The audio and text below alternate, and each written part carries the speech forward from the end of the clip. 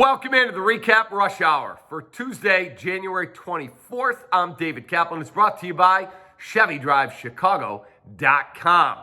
Let's start with football. The Bears continue to evaluate the free agent class before Ryan Poles and his staff will turn their full attention to the draft. That's why it's going to take time to let everything play out before you'll see a trade, potentially, for the number one pick.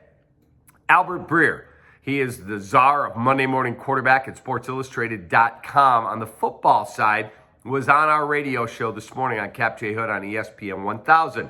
Albert says because C.J. Stroud declared for the draft and is not going back to Ohio State, that actually might weaken the Bears' bargaining position. That surprised me. Here's why he says that. He believes there is no clear-cut number one guy. He said it's not Bryce Young, it's not C.J. Stroud, it's not Will Levis. It might be one of those guys, and that's why you have to let the process play out. He said the other problem with it is if all three remain tightly bunched, a team, the Colts or the Texans, could say, I'm not going to give you all you're asking for. I'm going to take one of the other guys. Whoever goes at one, great.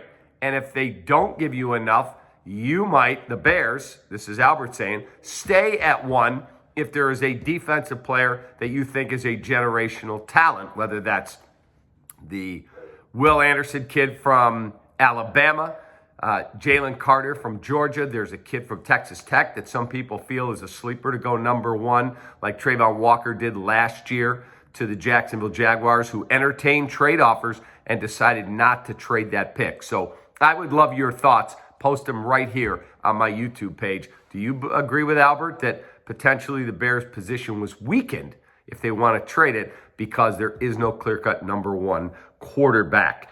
Also, Bulls play the Pacers tonight in Indianapolis after beating Atlanta last night at the United Center. The Blackhawks are at Vancouver. Now let's get to the nasty stuff. White Sox free agent signee Mike Clevenger is being investigated for domestic violence by Major League Baseball. The White Sox were unaware, according to various reports, that he was under investigation when they signed him in the fall. That was all kept confidential by MLB. And it is some nasty allegations. If you do some research and look at some of the posts from his girlfriend, it is not a pretty situation.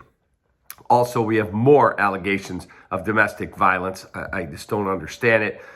Charles Omenihu, he is a defensive lineman with 4.5 sacks of the San Francisco 49ers, a very good player, arrested yesterday on suspicion of misdemeanor domestic violence.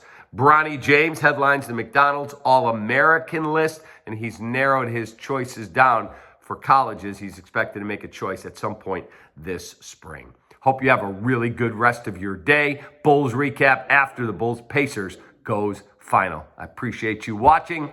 Make sure you post those comments about Justin and the Bears positioning coming up here on YouTube. Take that.